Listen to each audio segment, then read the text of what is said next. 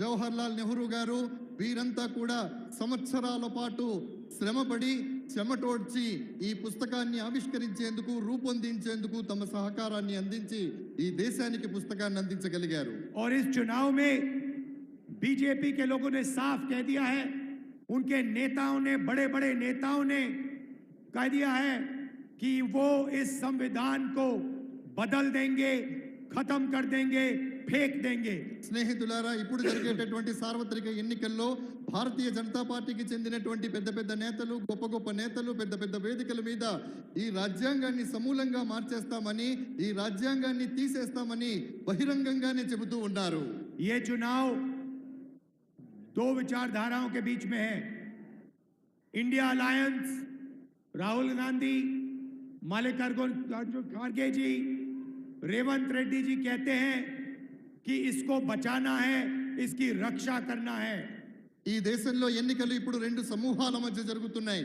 ఒకటి ఇండియాకి సంబంధించినటువంటి సమూహం, అందులో రాహుల్ గాంధీ గారు, మల్లికార్జున్ ఖర్గే గారు, మీ ప్రియతమ ముఖ్యమంత్రి రేవంత్ రెడ్డి గారు, వీరంతా ఉన్నారు. వీరేమంటున్నారంటే ఈ పుస్తకాన్ని పరిరక్షించాలి, ఈ రాజ్యాంగాన్ని పరిరక్షించాలి అంటూ ఉన్నారు. और नरेंद्र मोदी, अमित शाह, आरएसएस के नेता कहते हैं इस किताब को बदल दिया जाए, इसको फेंक दिया जाए. నరేంద్ర మోడీ గారు అలాగే ఆర్ఎస్ఎస్ మిత్రులు ఏమంటున్నారంటే ఈ పుస్తకాన్ని సమూలంగా తీసేయాలి, ఈ పుస్తకాన్ని పూర్తిగా మార్చేయాలి అంటూ ఉన్నారు. हम इस किताब की रक्षा करेंगे, कोई भी शक्ति इस किताब को डैमेज नहीं कर सकता है, खत्म नहीं कर सकता. మేము ఈ రాజ్యాంగాన్ని పరిపూర్ణంగా పరిరక్షిస్తాం. ఏ శక్తి కూడా ఈ రాజ్యాంగాన్ని మార్చడంలో కానీ సమూలంగా తీసివేయడంలో కానీ ఏమాత్రం సాహసించలేదు. भाई और बहनों, आपका जमीन का हक, आपको जो आरक्षण मिला, आपको जो सरकार में रोजगार मिलता है, पब्लिक सेक्टर, वो सब इधर से आया है. దేశంలో మీకు ఏవైతే సౌలభ్యాలు దొరుకుతున్నాయో, భూమి దొరికిందో, పథకాలు దొరుకుతున్నాయో, ఈరోజు మీరు ఒక ఓటు వేసేటటువంటి అర్హత కూడా కలిగి ఉన్నారో, అదంతా కూడా కేవలం ఈ రాజ్యాంగం ఉండడం వల్ల మాత్రమే సాధ్యమవుతోంది. नरेंद्र मोदी चाहते हैं कि सारी की सारी राजनीति 22-25 लोगों के फायदे के लिए हो. నరేంద్ర మోడీ గారు కేవలం 20-25 మందికి మాత్రమే ఈ దేశంలో ఉన్నటువంటి ప్రయోజనాలన్నీ చేకూరాలి అనుకుంటూ ఉన్నారు. उन्होंने पब्लिक सेक्टर को, सरकारी कंपनियों को प्राइवेटाइज किया. వారు దేశంలో ఉన్నటువంటి పబ్లిక్ సెక్టార్ అంటే ప్రభుత్వ రంగ సంస్థలన్నిటినీ కూడా ప్రైవేటు పరం చేస్తూ ఉన్నారు. क्यों किया? रिजर्वेशन को हटाने के लिए किया. ఎందుకు చేస్తున్నారు మీరు ఆలోచించండి. కేవలం రిజర్వేషన్లు నిర్మూలించడం కోసం మాత్రమే ప్రభుత్వ రంగ సంస్థలు ప్రైవేటు పరం చేయబడుతూ ఉన్నాయి. देश में और सरकार में ठेकेदारी प्रथा चलाते हैं. क्यों चलाते हैं? रिजर्वेशन को खत्म करने के लिए. దేశంలో ఉండేటటువంటి పెట్టుబడిదారీ వ్యవస్థను పెంపొందించేటటువంటి ప్రయత్నాన్ని చేస్తున్నారు. ఎందుకు చేస్తున్నారు? కేవలం రిజర్వేషన్లు తొలగించాలి అనేటటువంటి ఉద్దేశంతో మాత్రమే ఈ కుట్ర జరుగుతూ ఉంది. लड़ाई इस बात की भी है, वो रिजर्वेशन को खत्म करना चाहते हैं, हम रिजर्वेशन को 50% से ज्यादा बढ़ाना चाहते हैं. ప్రధానమైనటువంటి యుద్ధం ఎందుకు జరుగుతుందంటే వారు రిజర్వేషన్లు సమూలంగా తీసివేయాలంటున్నారు. కానీ మేము ప్రభుత్వంలో వచ్చిన తర్వాత 50% రిజర్వేషన్లను ఇవ్వాలనుకుంటూ ఉన్నాము. भाई और बहनों, हिंदुस्तान में अगर आप पिछड़ों की, दलितों की, आदिवासियों की आबादी जोड़ दें तो ये मेजॉरिटी बनती है. మిత్రులారా, స్నేహితులారా, దేశంలో ఉన్నటువంటి ఆదివాసీలు అంటే గిరిజనులు కానివ్వండి, వెనకబడ్డటువంటి వాళ్ళు కానివ్వండి, వీళ్ళందరి యొక్క గణన గనక మనం చేసినట్టయితే అద్భుతమైనటువంటి ఫలితాలు సాధించే అవకాశం ఉంది. कम से कम 50% पिछड़ा वर्ग है.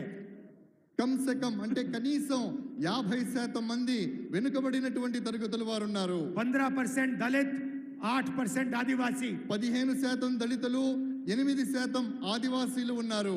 15% माइनॉरिटी और 5% गरीब जनरल कास्ट के लोग. 15% మైనారిటీలు ఉన్నారు. మిగతా 8% ఎవరైతే ఉన్నారో వారంతా జనరల్ కేటగిరీకి చెందినటువంటి వాళ్ళు ఉన్నారు. अगर आप इन सबको जोड़ दो 90% से ज्यादा बनता है. మీరందరినీ కన్నా కలిపినట్టయితే వీరందరూ 90%కి సరిసమానం అవుతారు. मगर इन लोगों को हिंदुस्तान में भागीदारी नहीं मिलती. కానీ భారతదేశంలో వీళ్ళకి ఎప్పుడూ భాగస్వామ్యం దొరకదు. इसीलिए हमने निर्णय लिया है कि जैसे तेलंगाना में जाति जनगणना हुआ वैसे ही हिंदुस्तान में जाति जनगणना होने वाला है। కాబట్టి మేము ఒక దృఢమైనటువంటి నిర్ణయం తీసుకున్నాము. ఏ రకంగానైతే తెలంగాణలో కుల గణన జరిగిందో అదే విధంగా యావత్ దేశంలో కుల గణన చేయాలి అనేటటువంటి సంకల్పంతో మేము ముందుకు సాగుతూ ఉన్నాం. हिंदुस्तान के दलितों को, आदिवासियों को, पिछड़ों को, गरीब जनरल कास्ट के लोगों को, माइनॉरिटीज को पता लगना चाहिए उनकी कितनी शक्ति है, उनकी कितनी आबादी है और उनकी कितनी भागीदारी मिल रही है। దళితులు కానివ్వండి, గిరిజనులు కానివ్వండి, ఆదివాసీలు కానివ్వండి, మైనార్టీలు కానివ్వండి, సామాన్యులు కానివ్వండి, వీళ్ళందరూ దేశంలో ఎంత శాతం ఉన్నారు అనేటటువంటి విషయం వారికి తెలియాలి. వాళ్ళ శక్తి ఏమిటో ఈ దేశంలో వాళ్ళకి తెలియాలి. और जाति जनगणना के बाद क्रांतिकारी राजनीति शुरू होगी। हिंदुस्तान की राजनीति हमेशा के लिए बदल जाएगी क्योंकि एक गहरा सच हम सबके सामने दिखने लगेगा। స్నేహితులారా, కాబట్టి ఈ రకమైనటువంటిది జరిగినప్పుడు దేశంలో నిజమైనటువంటి రాజకీయం ప్రారంభమవుతోంది. ఒక ఉజ్వలమైనటువంటి రాజకీయ చైతన్యం వస్తోంది. ఆ రాజకీయ చైతన్యం రావాలి అనేటటువంటి ఉద్దేశంతోనే మేము ఆ దిశగా ప్రయత్నాలు చేస్తూ ఉన్నాము. 2-3% लोग हिंदुस्तान को चलाते हैं।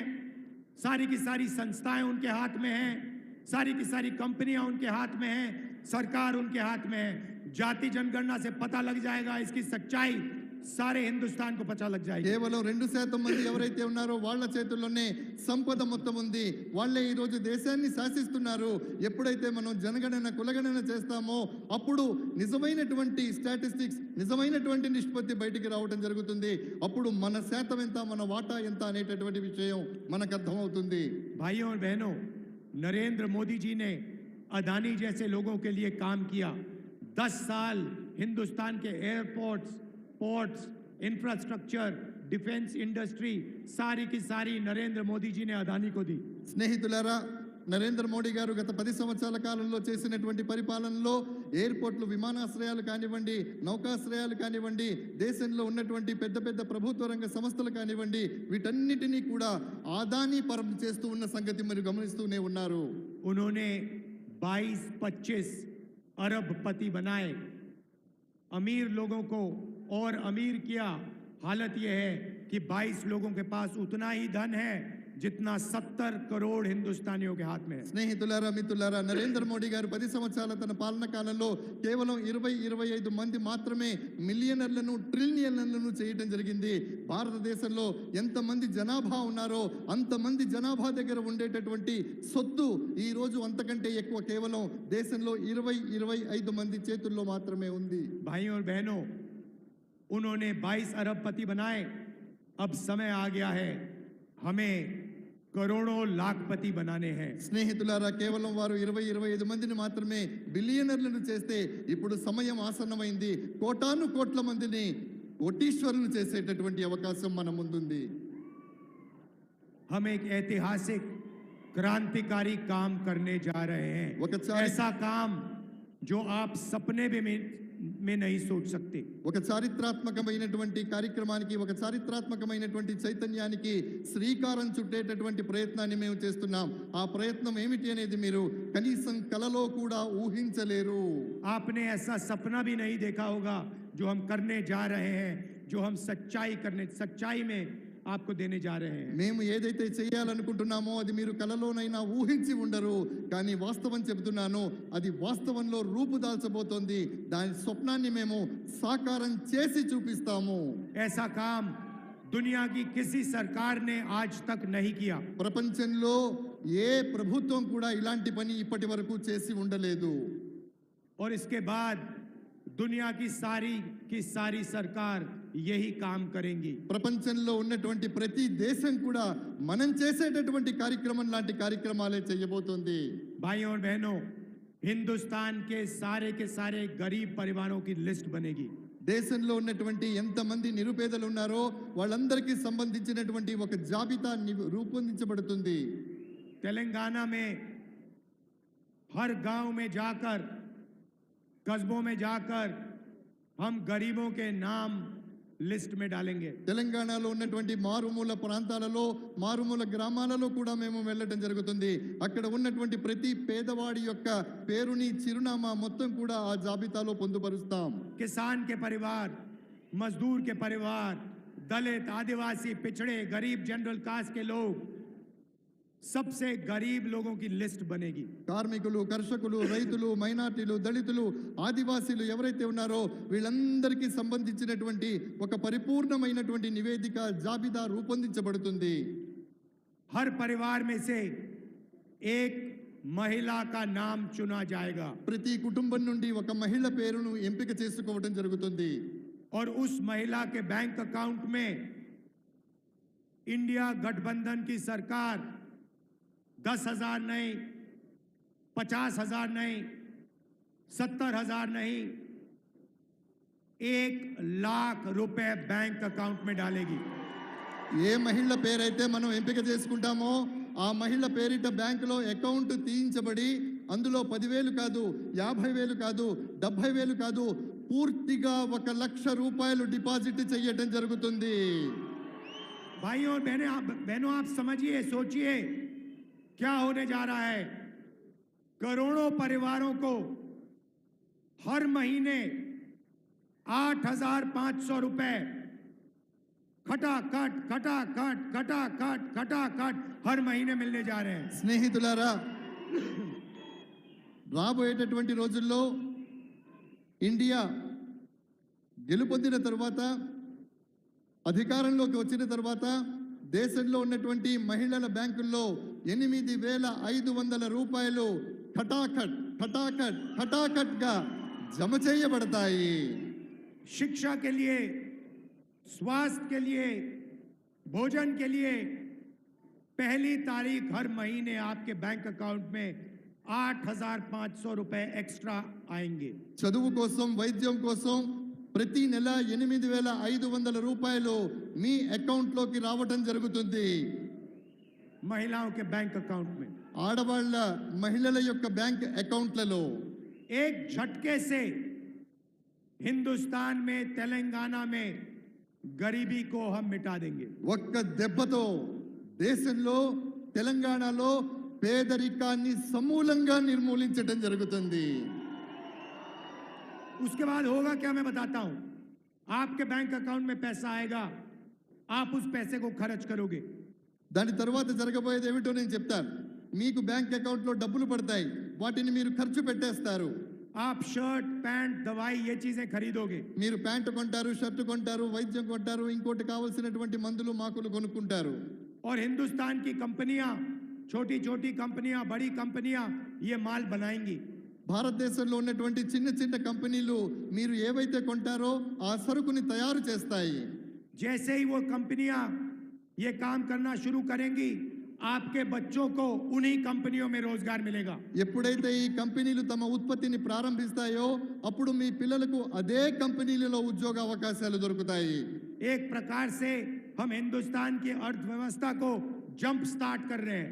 ఒక రకంగా చెప్పాలంటే భారతదేశపు ఆర్థిక వ్యవస్థను మనం అప్పుడు ప్రారంభించబోతున్నాం. मगर हम वहां नहीं रुकेंगे। కానీ మేము అక్కడే ఆగిపోము. नरेंद्र मोदी ने करोड़ों युवाओं को बेरोजगार बनाया। నరేంద్ర మోడీ గారు కోటాను కోట్ల మంది యువకుల్ని నిరుద్యోగులుగా చేశారు. नोटबंदी अदानी के लिए की, गलत जीएसटी अदानी के लिए की। నోట్బందీ అంటే నోట్ల రద్దు ఏదైతే ఉందో అది అదానీ గారి కోసం చేశారు. పెద్ద నోట్లను నిర్మూలించడం అనేటటువంటిది కూడా వారి ప్రయోజనం కోసమే చేశారు. अब हम एक नई योजना ला रहे हैं, पहली नौकरी पक्की। మేమిప్పుడు ఒక కొత్త యోజనతో అంటే పథకంతో వస్తున్నాం. పహలీ నౌకరీ పక్కి అంటే మొదటి ఉద్యోగం పక్కా, అది లెక్క. मतलब 1 साल के लिए इन कंपनियों में, पब्लिक सेक्टर में, प्राइवेट सेक्टर में, सरकारी अस्पतालों में, सरकारी ऑफिसेज में हिंदुस्तान के सारे बेरोजगार युवाओं को हम अधिकार देने जा रहे हैं। 1 साल की नौकरी, बेहतरीन ट्रेनिंग और 1 साल में 1,00,000 रुपए आपके बैंक अकाउंट में। మిత్రులారా, ఏ రకంగానైతే చెప్పడం జరిగిందో అంటే ఈ కంపెనీలు ప్రారంభించిన తర్వాత అందులో యువకులకు, అది ప్రైవేట్ సెక్టార్ కావచ్చు, పబ్లిక్ సెక్టార్ కావచ్చు, అందులో ఉద్యోగం ఇవ్వడం జరుగుతుంది. 1 సంవత్సర కాలం పాటు వారు సంపాదించుకోవడానికి ఒక చక్కటి మార్గాన్ని నిర్దేశించడం జరుగుతుంది. भाइयों और बहनों, इंडिया की सरकार, इंडिया गठबंधन की सरकार 4 जून को बनेगी। స్నేహితులారా, ఇండియా సర్కార్ అంటే ఏ సంఘటనతో అయితే మనం పోరాటం చేస్తున్నామో ఎన్నికల్లో, సార్వత్రిక ఎన్నికల్లో, ఆ ప్రభుత్వం 7వ తారీఖు జూన్న వ్యవస్థీకృతం అవుతోంది. గట్టిగా ఒకసారి చప్పట్లు. 30 लाख सरकारी नौकरियां हैं जो नरेंद्र मोदी ने आपको नहीं दी। 30 లక్షల ప్రభుత్వ ఉద్యోగాలు ఉన్నాయి, వాటిని నరేంద్ర మోడీ గారు మీకు ఇవ్వలేదు. 15 अगस्त तक हम इन पे कार्रवाई करके ये जो नौकरियां हैं आपके हवाले शुरू कर देंगे, देना शुरू कर देंगे। స్నేహితులారా, 15 ఆగస్టు అంటే స్వాతంత్ర దినోత్సవం రోజు నాటికి 15 ఆగస్టు నాటికి ఈ ఉద్యోగాలు ఏవైతే ఉన్నాయో ఆ ఉద్యోగాలన్నిటినీ కూడా భర్తీ చేయటం జరుగుతుంది. भाइयों और बहनों, किसानों को नरेंद्र मोदी ने खूब तंग किया। మిత్రులారా, రైతులను నరేంద్ర మోడీ గారు చాలా వేధించారు. अरबपतियों का कर्जा माफ किया, किसानों का कर्जा माफ नहीं करते। కోటీశ్వర్లు ఎవరైతే ఉన్నారో, మిలియనర్లు ఎవరైతే ఉన్నారో వాళ్ళందరి యొక్క రుణాన్ని మాఫీ చేశారు, కానీ రైతుల రుణాలను మాత్రం మాఫీ చేయలేదు. हमारी सरकार आएगी, पहला काम किसानों का कर्जा माफ होगा। మా ప్రభుత్వం వచ్చిన వెంటనే మేము చేసే మొట్టమొదటి పని ఏదైతే ఉందో అది రైతుల యొక్క పరిపూర్ణమైనటువంటి రుణమాఫీ చేయబోతున్నాం. और आपको अनाज के लिए, धान के लिए, शुगर केन के लिए आज नरेंद्र मोदी सही दाम नहीं दिलवाते हैं। స్నేహితులారా, మనం పండించేటటువంటి ధాన్యానికి కానివ్వండి, ఇతరాత్ర పంటలకు కానివ్వండి, నరేంద్ర మోడీ గారు సరైనటువంటి వ్యవసాయ ఉత్పత్తులకు ఇవ్వాల్సినటువంటి ధరను ఇవ్వడం లేదు. हम कानूनी मिनिमम सपोर्ट प्राइस मतलब कानून के मुताबिक आपको अनाज के लिए, धान के लिए, शुगर केन के लिए कम से कम दाम गारंटी करके मिलेगा। చట్ట పరిధిలో మేము ఖచ్చితంగా మీరు పండించేటటువంటి వరకు కానివ్వండి, చెరుకుకు కానివ్వండి, చట్టబద్ధమైనటువంటి మద్దతు ధర ఖచ్చితంగా बहनों, मजदूरों को आज मनरेगा में 2250 रुपए मिलते हैं। స్నేహితులారా, మన్రేగా పథకంలో భాగంగా ఈ రోజు కార్మికులకు 250 రూపాయలు దొరుకుతూ ఉన్నాయి. सरकार आने के बाद उनको 400 रुपए मनरेगा के लिए मिलेंगे। అది వచ్చి ప్రభుత్వం వచ్చిన తర్వాత మన్రేగాలో భాగంగా 400 రూపాయలు కార్మికులకు ఇవ్వడం జరుగుతుంది. और जो आशा और आंगनवाड़ी में महिलाएं काम करती हैं उनकी आमदनी हम दुगनी करने जा रहे हैं। ఎవరైతే ఆశాలో ఉన్నారో, అంగన్వాడీలో పనిచేస్తున్నటువంటి మహిళలు ఉన్నారో వాళ్ళకు వచ్చేటటువంటి సంపాదన ఏదైతే ఉందో దాన్ని మేము రెట్టింపు చేస్తాము. గట్టిగా చప్పట్లు కొట్టండి అబ్బా. भाई और बहनों, मैं आपको साफ बताना चाहता हूं, స్నేహితులారా, సోదర సోదరీమణులారా, నేను మీకు స్పష్టంగా చెప్పాలనుకుంటున్నాను. एक लाइन में मैं आपको इंडिया सरकार के बारे में बताना चाहता हूं। కేవలం ఒకే ఒక పంక్తిలో, ఒకే ఒక లైన్లో, ఒకే ఒక వాక్యంలో నేను ఇండియా ప్రభుత్వాన్ని గురించి నేను చెప్పాలనుకుంటున్నాను. जितना पैसा नरेंद्र मोदी जी ने हिंदुस्तान के अरबपतियों को दिया है उतना ही पैसा हम हिंदुस्तान के गरीब लोगों के बैंक अकाउंट में डालने जा रहे हैं। ఎంత సొమ్మైతే నరేంద్ర మోడీ గారు కోటీశ్వర్లకు, ధనవంతులకు, కుబేరులకు ఇచ్చారో అంత సొమ్మును మేము పేదల యొక్క బ్యాంకు అకౌంట్లలో వేస్తాము.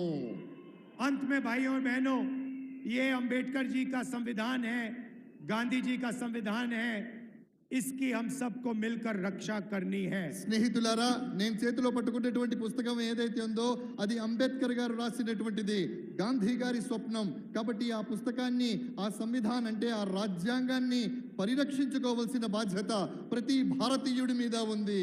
रिजर्वेशन की रक्षा करनी है, पब्लिक सेक्टर की रक्षा करनी है, किसानों, मजदूरों, बेरोजगार लोगों को की रक्षा करनी है। రిజర్వేషన్ల ఫలితంగా రిజర్వేషన్లను మనం కాపాడుకోవాలి. అదే విధంగా కార్మికుల్ని కాపాడుకోవాలి, కర్షకుల్ని కాపాడుకోవాలి, పేదవాళ్ళని కాపాడుకోవాలి. ఇవన్నీ కాపాడుకోవాలంటే మన రాజ్యాంగాన్ని మనం కాపాడుకోవాలి. तेलंगाना में रेवंत रेड्डी जी हैं, कांग्रेस पार्टी के नेता हैं। తెలంగాణ రాష్ట్రంలో రేవంత్ రెడ్డి గారు కాంగ్రెస్ పార్టీ యొక్క నాయకులు, మీ ముఖ్యమంత్రి. हमारी पूरी टीम यहाँ पे आपके लिए काम कर रही है। మా పరిపూర్ణమైనటువంటి టీం ఏదైతే ఉందో మొత్తం ఇక్కడ తెలంగాణలో మీకోసం పనిచేస్తుంది. 30,000 रोजगार दिए आपको, 3,000 మంది మీకోసం పనిచేస్తూ ఉన్నారు. 500 रुपए का गैस सिलेंडर, 500 రూపాయలకు మీకు గ్యాస్ సిలిండర్ దొరుకుతుంది.